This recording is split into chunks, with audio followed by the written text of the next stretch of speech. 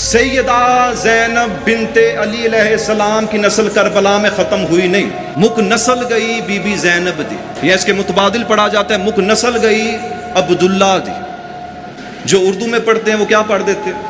میں اس شہزادی کی شہادت پڑھنے لگا ہوں جس بی بی کی کربلا میں نسل ختم ہو گئی۔ جو یہ جملہ آپ پڑھتے ہیں غلط پڑھتے ہیں۔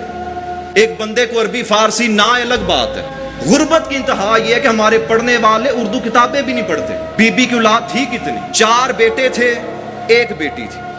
بیٹی کا نام ہے ام کلثوم۔ اس شہزادی کا عقد ہوا تھا قاسم ابن اون ابن جعفر طیار کے ساتھ۔ ان کا روزہ مبارک بنا عراق کے شہر ہلا میں۔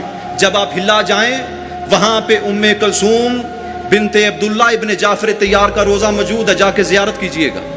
بی بی کے 4 بیٹے ہیں، سب سے بڑے بیٹے کا نام ہے علی المعروف علی زینبی، دوسرے بیٹے کا نام ہے عباس، پھر اون، پھر محمد۔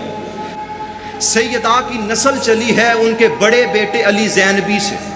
علی زینبی کو اللہ نے 2 بیٹے عطا کیے، بڑے بیٹے کا نام تھا محمد، چھوٹے بیٹے کا نام تھا اسحاق۔ اب جو بڑے بیٹے ہیں محمد علی زینبی کے، اللہ نے انہیں 4 بیٹے عطا کیے، ابراہیم، عیسیٰ، یحییٰ، عبداللہ۔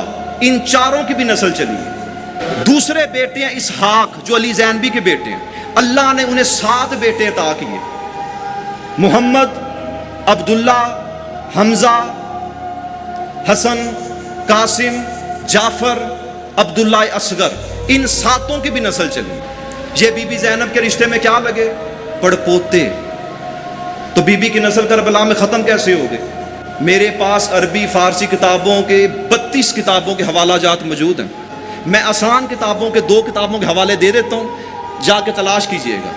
آپ 14 ستارے گھر جا کے کھولیں گے، نجم الحسن قراروی صاحب کی، انہوں نے بھی بی بی کے 5 بچوں کا نام لکھا۔ دوسری کتاب ہے منتہی الاعمال، آقا شیخ عباس قمی رحمۃ اللہ علیہ کی لکھی ہوئی۔ جانتے کون؟ جن کی مفاتیح الجنان لکھی ہوئی۔ یہ جو علی زینبی تھے جن کی اتنی اولاد چلی، یہ گئے کہاں؟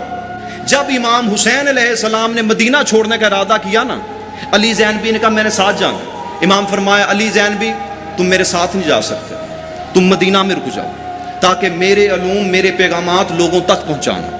جب کربلا کی جنگ ہو گئی، بنو امیہ کی حکومت میں حجاج ابن یوسف مدینہ کا گورنر بن کے آیا کہ وہ ممبر پہ بیٹھ کے سب و شتم کرتا تھا، نعوذ باللہ گالیاں دیتا تھا علی ابن ابی طالب کو۔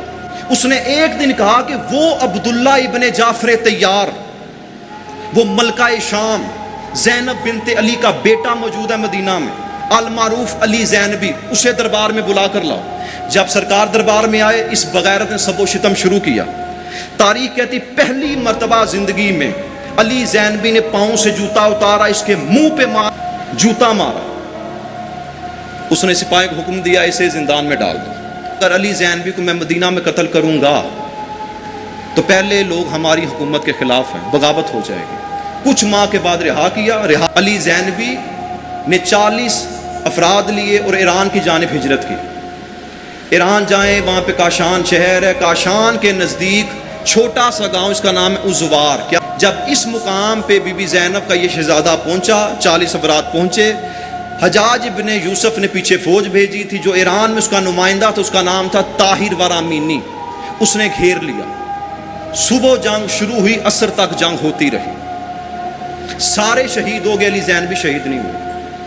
اس نے کہا ہاشمی خاندان کا چشم و چراغ ہے، اس کے نانا کا نام علی ابن ابی طالب ہے، بیٹا عبداللہ ابن جعفر طیار کا، یوں نہیں مار، دھوکے سے مارو۔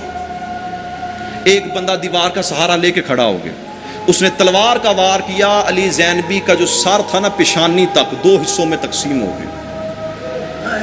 شہزادہ زین سے زمین پہ آیا، یہ فوجیں چلی گئی، جو آل محمد کے چاہنے والے قریب آباد تھے انہوں نے آ کے دفن کیا۔